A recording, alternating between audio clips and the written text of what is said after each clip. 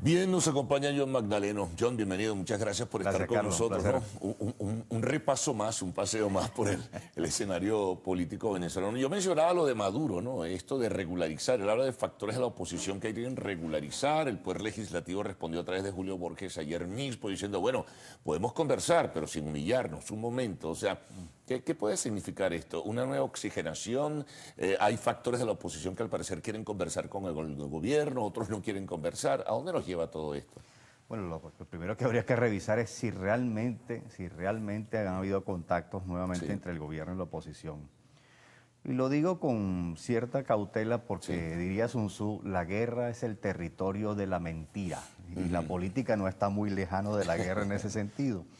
Así que como quiera que el gobierno en el pasado ha utilizado la instancia de la mesa del diálogo para encuadrar el debate público, bueno, habría que ver esto con detalle y saber si en primer lugar se han establecido los contactos. Segundo, si se produce un nuevo intento, es evidente que la oposición, que la dirección política de la oposición va a elevar la apuesta en esta oportunidad. ¿Y qué significa elevar la apuesta? Significa ir a la médula de la conquista más importante que podría tener en el corto plazo. ¿Y eso qué es? Elecciones, Carlos. Elecciones, vamos a verlo de esta manera. No importa cuál o elecciones simplemente. Elecciones. Importan mucho cuáles, pero elecciones porque es un territorio en el Sí, sí. cual la oposición puede ganar. Déjame ponerlo de esta manera. El propio Sun Tzu, hablando de Sun Tzu, decía en El arte de la guerra, localiza la batalla en el territorio que te resulta conveniente. En los últimos meses he repetido mucho esta frase de Sun Tzu porque permite visualizar bien en dónde es que la oposición puede producir avances significativos. ¿Es en el terreno de las instituciones públicas? En mi modesta opinión, no. ¿Podrían producirse avances? Ojalá se produzca una regularización de las competencias que la Constitución establece a la Asamblea. Pero no es, en mi opinión, en el terreno institucional donde se pueden producir los mayores avances de la oposición. Por tanto, ¿cuáles son los territorios en los cuales la oposición puede producir avances? En mi opinión son 7 u 8. La opinión pública nacional, la opinión pública internacional, los organismos multilaterales, presidencias y parlamentos de otros países. ¿Sí? Luego, en el terreno de la movilización social, que es mucho más que calle, es activación de sectores sociales, eventualmente también en unas elecciones. Todos los estudios dicen con claridad que si se producen unas elecciones el chavismo no las puede ganar, no puede ganar la mayoría de las alcaldías, no puede ganar la mayoría de las gobernaciones, las presidenciales las tendría muy comprometidas incluso si son el año que viene. Es decir, podríamos hablar de una mesa de diálogo en el supuesto de que se hayan desarrollado estrategias para otros 6 o 7 tableras. Pero el problema Entonces, está en si acepta, por ejemplo, el gobierno, que es lo que critica la oposición, esa consulta electoral, sean regionales, posteriormente municipales, ¿no? Porque ahora factores de la unidad, de la mesa de la unidad, dicen que el gobierno no quiere elecciones y eso choca con el cuerpo y el espíritu de la Constitución. bueno, es así. Por tanto, si eso es cierto, la tarea de la dirección política de la oposición es elevarle el costo al gobierno y a las instituciones encargadas de... Si hay ese diálogo o esas conversaciones. Pero aún en ausencia de diálogo, Carlos. Es decir, aún en ausencia de diálogo, si no hay costo relevante para el gobierno y para el CNE y para el TSJ como consecuencia de la violación de la Constitución, pues es evidente que por un lado un régimen autoritario se fortalece, como es el caso, y en segundo término la posibilidad de producir un cambio en el corto plazo es mucho más compleja, mucho más difícil. Ahora fíjate, hay factores, por lo que uno ha escuchado, ¿no? O lo que entre líneas a veces deslizan unos dirigentes de partidos de la oposición, de esa mesa de la unidad, que estarían dispuestos a conversar. Por ejemplo, Avanzada Progresista, Un Nuevo Tiempo, algunos dirigentes de ellos, y algunos factores de ONGs que dicen que hay que conversar, porque si no se conversa no se le puede sacar provecho a la situación. ¿Tiene asideros, tiene fortaleza esa hipótesis? Bueno, a ver, Carlos, la oposición se disputa básicamente entre dos grandes paradigmas. Para un sector de la oposición no hay cambio tratándose de un régimen autoritario si no hay transición negociada. Esa es una postura. Claro. Según otro sector de la oposición, no hay cambio si no hay presión y no se le elevan los costos precisamente a las instituciones del régimen para forzarlo a producir, entre otras cosas, elecciones periódicas, libres e imparciales. La pregunta es, ¿cómo se operacionalizan ambas posturas, ambos paradigmas? Es decir, ¿cómo se operacionaliza una transición negociada que conduzca a un cambio político? ¿O cómo se operacionaliza una postura un poco más dura respecto del régimen que intente elevar los costos y que eso efectivamente conduzca a un cambio político. Creo que este es el nódulo del debate interno en sentido estratégico de la oposición. ¿Sí? ¿Cómo se vuelve viable el cambio? ¿Acaso no hay que echar mano de ambos tipos de estrategia en algún momento?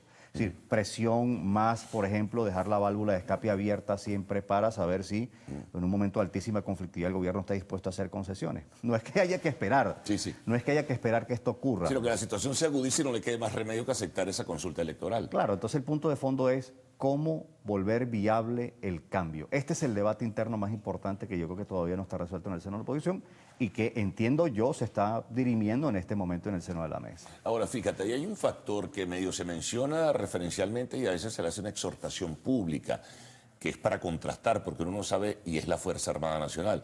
O sea, uno no sabe realmente, si vas a la cúpula, están con el gobierno, evidentemente. Hoy se publica algo que en enero dijo ante el alto mando el ministro de la Defensa. Si vas al corrillo y a los rumores dicen que no es tan coherente ni homogénea como tal, pero es un factor, algunos lo consideran un factor determinante o detonante incluso. Bueno, claro, en todas las transiciones de regímenes autoritarios a regímenes democráticos, la Fuerza Armada ocupa un papel muy relevante. Ahora, Carlos, tengo aquí una buena noticia y una mala. Voy a empezar por la mala.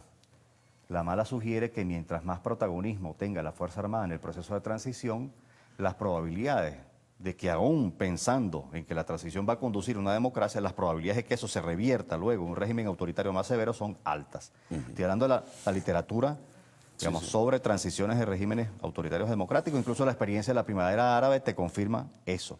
Allí donde la Fuerza Armada tuvo un papel protagónico, incluso por encima del de la sociedad civil, eso terminó en un autoritarismo, una reversión autoritaria.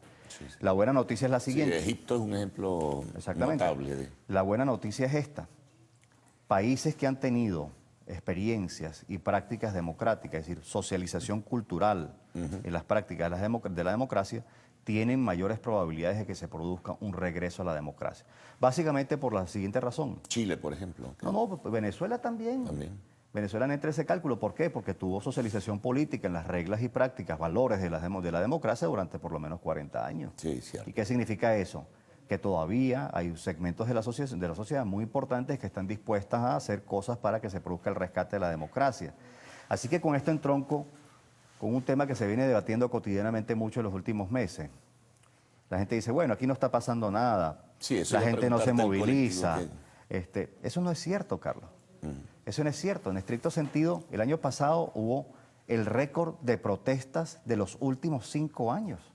Récord de protesta. La línea de conflictividad subió muchísimo hasta el mes de junio. Y pese a que empieza a disminuir desde julio hasta octubre, el promedio de protestas es similar en ese periodo de julio a octubre que de enero a junio. Otro dato, los saqueos y conatos de saqueo no disminuyeron sensiblemente durante todo el año. Están allí presentes. Arrancaron siendo, en promedio, mensual, 69 saqueos y conatos de saqueo por mes en el primer semestre y en el segundo semestre alrededor de 74. Es decir, sí están pasando cosas muy importantes. Tan pronto la oposición se puso de acuerdo, hubo manifestaciones multitudinarias muy relevantes como las del 1 de septiembre y las del 26 de octubre. Así que lo que hace falta, en mi opinión, es una dirección política, vamos, con un poco más de coherencia que estimula a la gente, pero la gente no se ha resignado, Carlos. No hay claudicación. Eso es importante. No hay claudicación. Que hay quienes piensan que hay un altísimo nivel de decepción y de desencanto y de desesperanza. Es decir, hay desencanto, por supuesto, por la actuación de los dirigentes de oposición durante el último trimestre del año pasado, que en efecto tuvieron muchísimas contradicciones que se hicieron públicas. Ahora, todavía en las encuestas sigue viendo 31% de entrevistados que te dicen estoy dispuesto a salir a protestar. 31%. Es decir, eso es casi 1/3 de la población del país. Eso significa que hay todavía una creciente animosidad por manifestar un reclamo en virtud de lo que pasa. Bueno, eso que quede para la reflexión, ¿no? Que no es tan así como muchos pensaban. La gente se entregó y no. En absoluto. La gente quiere seguir luchando entonces. Así es. Bueno, John, muchas gracias. Te renuevo la invitación para una próxima oportunidad. Gracias. Para seguir conversando de estos temas. Hacemos una pausa y al retorno tienen el segmento de arte y espectáculos en Lo Actual.